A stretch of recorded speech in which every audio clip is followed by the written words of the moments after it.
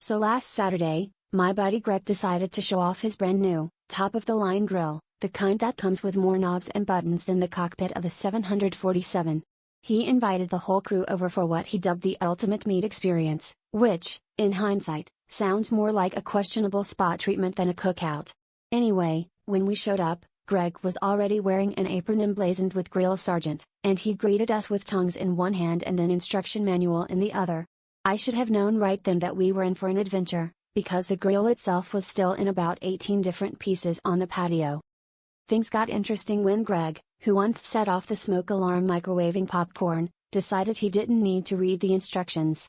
He started hooking up mysterious hoses while muttering phrases like "How hard can propane be?" and "Fire's just hot air, right?" At some point, he called for help finding the on switch, which turned out to be a lever labeled "Warning, ignite with caution."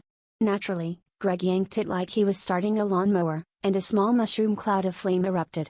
We all dove for cover, except for Greg, who just stood there blinking, his eyebrows slightly singed, and muttered, "I guess that's preheating." The smoke started billowing so thick, I'm pretty sure we lost 2 neighbors and a squirrel in the fog.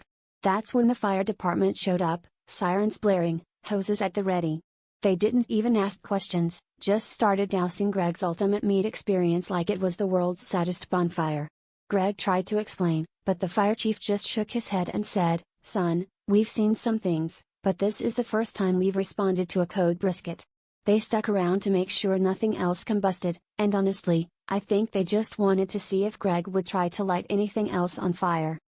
By the end of the night, our burgers were charcoal, Greg's grill was a modern art sculpture, and the fire department invited us all to their annual barbecue, strictly on the condition that Greg wasn't allowed within 50 feet of the grill. So I guess you could say, when it comes to cookouts, Greg really knows how to bring the heat. Just not the meat.